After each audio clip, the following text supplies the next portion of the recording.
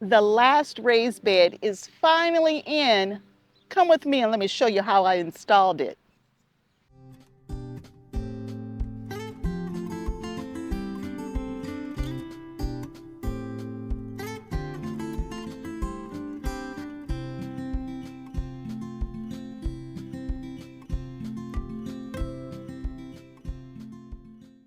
This is the newly created orchard this year where I've expanded the garden just a teeny little bit more.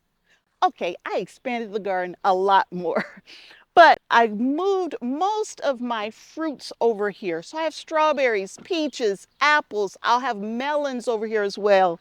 I have raspberry or blueberries over here as well. And I'm going to tie this into the main garden with this metal raised bed here, which is going to kind of make it flow. Now, the main garden has fruits in it as well, along with all the vegetables. But this bed right here, which is only an 11-inch bed, is the bed we're working on today. And I'm going to just bring you with me and show you how I'm going to do it. The plan is to put squash in this bed here. Since we'll be adding new soil to this space here, the squash vine borers won't know that this is the bed they need to focus on. So we're going to add squash here for this year, and in future years we will mix things up. But it'll make us move from the fruit right into the vegetables and into the main garden. So it kind of just flows in this space. So come in close. Let me show you what I've already done and what I got left to do. So in this space right here, I have an 11-inch metal raised bed. I've already put it together. I've tightened all of the nuts and the screws and the bolts and all that kind of stuff. I have videos out there of how I put these together as I've set up other beds over time. So I didn't want to go through the setup of this bed. They're super easy and the directions are easy as well. But I did want to spend a little time on how I'm going to fill this bed. Vego Garden has beds of many different heights. This is the 11-inch. I have 17-inch in my garden as well. They have, I think, a 20 some odd inch and a 30 some odd inch as well. The higher up you go, the more soil you would need to fill that bed. So then you would use logs and twigs and brown matter and green matter and all that kind of stuff to fill the bed. But this is only 11 inches deep. I don't have room. If I start putting logs in here, there's no room for soil at all. So what I've done is I've taken cardboard, I've opened some cardboard up and I've put it in the bottom. And that's the only brown I'm going to put in there besides the soil that we're going to put in here. But I don't want to use my Fox Farm Happy Frog to fill this whole bed up because the plants I'm putting in here are going to have very short roots. So I purchased the next best thing, at least that I can get, which is the Miracle Grow organic raised bed garden soil. It's not really what I wanted, but at the store at the time, it was my best option to put in the base of this bed, and we'll use Happy Frog as we start getting to the top layers. So now that the cardboard and brown boxing paper and all that stuff's in, let's add the Miracle Grow raised bed garden soil next. And I'm thinking I'm going to put 3 or 4 bags in here and put maybe 2 bags of the Happy Frog up on the top level. So let's see what we come up with.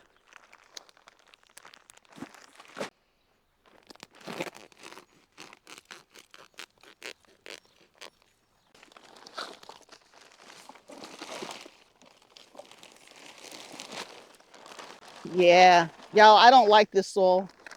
I see way too much mulch in here, but it's going to be at the bottom. So that's why I got this brand versus using Happy Frog all the way through, because I expected it to have pieces that were not fully broken down. And it's okay to be in the bottom. I just don't want it in the top. Just what I expected. No surprises here. I might not get 3 bags in here though. It might only be 2. We'll see. Because I don't want this kind of soil anywhere close to the top of my bed. As far as cardboard, it looks like I used about 3 or 4 inches in the bottom of the bed. That's about how much cardboard I've used.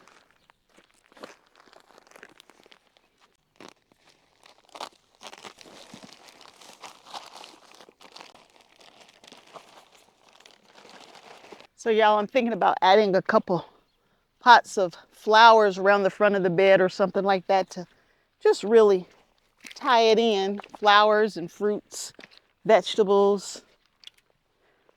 Y'all, I'm in my happy space when I'm in my garden. Look at that. Now, this big hard brick, nothing would grow through that if I wanted it to. I gotta break down the big clumps.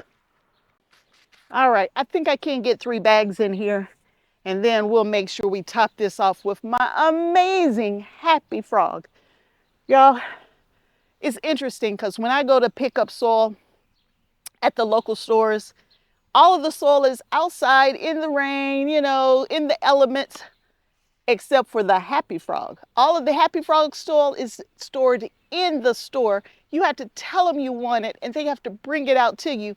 They said when it was outside every night, someone would come in and steal it. But nobody would steal any of the other soil, just the happy frog. That kind of tells you the value of, or at least what people think about happy frog compared to the other options that our stores carry. And at least this way, their stock is accurate. So I don't drive all the way there thinking I'm going to get some soil. Oh, we're out. Even though online they say they have it.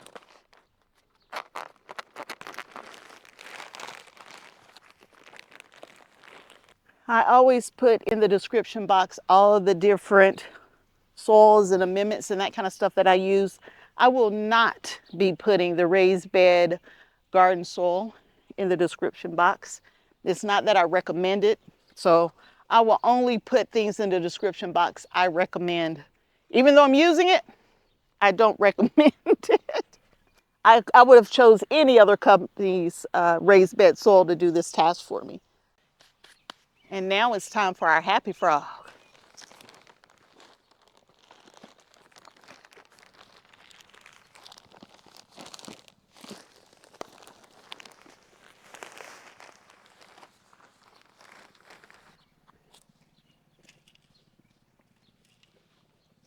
Woo, big difference, y'all. Very, very big difference. Man, oh, this is so nice compared to that other stuff. There's nothing to break up in this.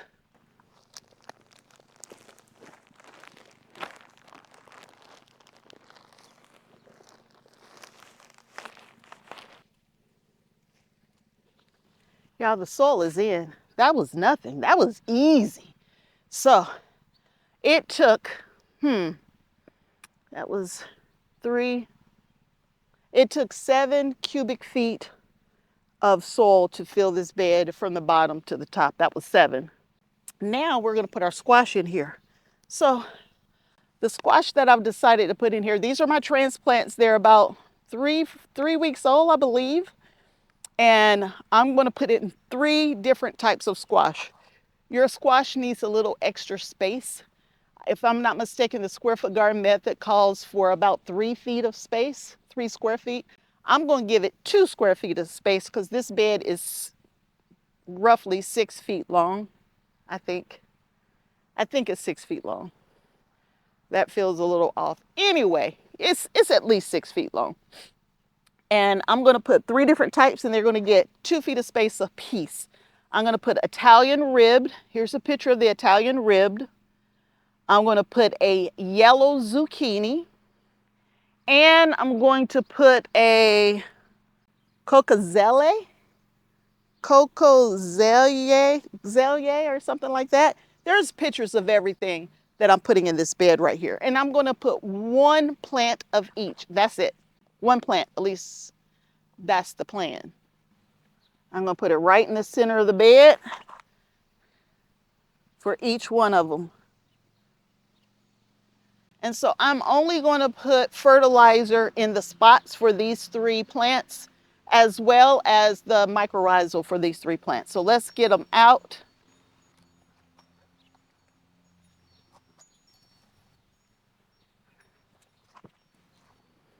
So I'm going to have to do some separation here of a couple of these. But let me go grab the fertilizer and let me grab the Mykos.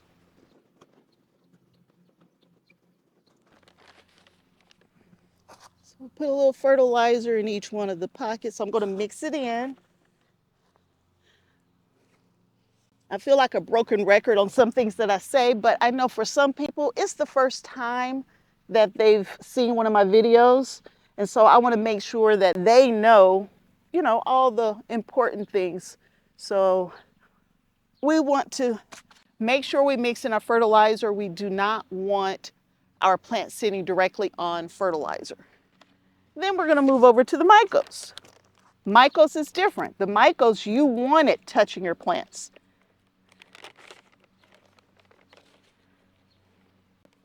Now it says to, you know, put the Mykos on your plant like this, and then you put it in the hole. Y'all, that's too much work. I put it in the hole so I can put it in all the holes and then just go back and set my plant in. That's how I like to do it.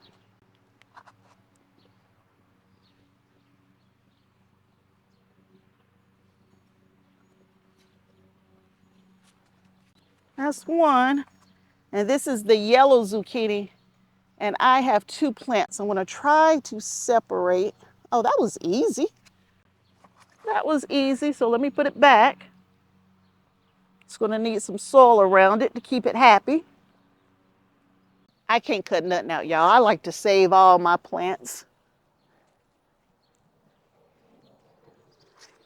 And I'll do the same thing with the Kozy.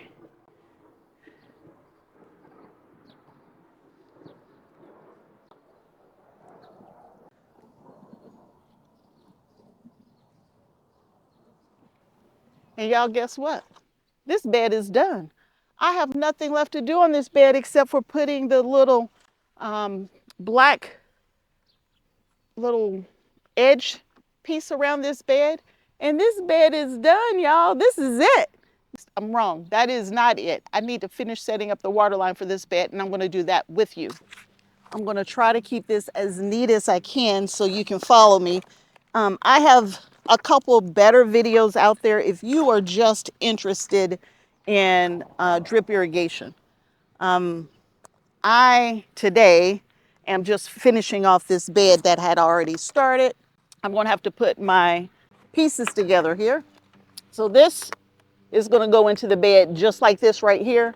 And I want it on the end, so we'll put it way over here. Could put it back that way, but we'll put it this way. And so this is going to stand up on the side. I need to connect these 2 pieces together. I got my 90-degree angle. Put a 90 here, put a 90 there, and now they're connected. I could actually cut some of this tubing out, but I'm not. I'm going to just keep it.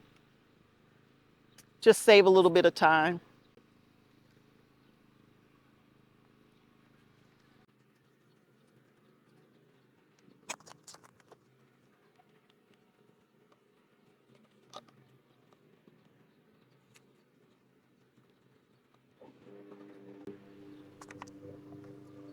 Yeah, I should have cut some of it out, but I didn't. It'll be all right. Actually, I can't do that, y'all. I'm too much of a perfectionist. But the good thing about this, y'all, I can do it this way and take it apart. The old stuff, I would have had to cut it and that piece wouldn't have been any good. This is my new tool right here, y'all. I love this thing. Look at that. I didn't have to use no energy at all to make that happen. Back in the day, y'all, I'd still be cutting. I'd still be cutting right now. I done cut it off and I'm putting it back together already. There we go. I like that better. And with all drip irrigation, you have to make sure all your ends close in some way. And this is the old style of closing that end out. So now I gotta tie in with my drip emitter. And I am 1 piece shy of all the pieces I need. So I'm gonna tie in on the back end here. Now this is a 2-foot wide bed, so I really could have 2 rows of plants growing in this if I was using the Squarefoot garden method. So from a tubing standpoint, I think I'm gonna run 3 rows of tubing, 1 on the outside, 1 in the middle, and then 1 on the back side there. So we're gonna go three across. I'm gonna tie in right here and then work my way down. It's a nice warm day, so it's easy to tie into these. All right. Now let me go bring the other little piece that I need to finish this work, and I will be right back. Okay, I'm back. This my soil's so soft, that's not gonna work. But anyway, I got some garden staples here, kind of hold it in place.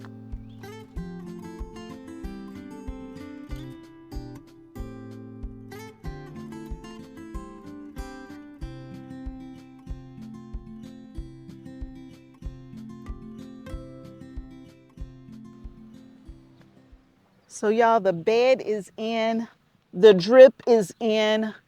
The soil is so soft and so light, y'all, that it's hard for the staples to even stay put. But that's okay. It's in here. It'll eventually, oh, there we go. And eventually this will lay down a little better too. But the bed is done. We have our last raised bed in for the season. These are summer crops, and we should have a harvest off of these crops very soon. Once the squash gets in, it grows super fast. And so you're gonna watch this bed explode. If you enjoy the video, consider subscribing to Kim's Cozy Corner. Turn on notifications. Please give me a thumbs up if you like the video, and tell your friends and family all about it by sharing the videos. So until next time, and I hope there will be a next time that you hang out with me at Kim's Cozy Corner. Talk to you again real soon. Bye.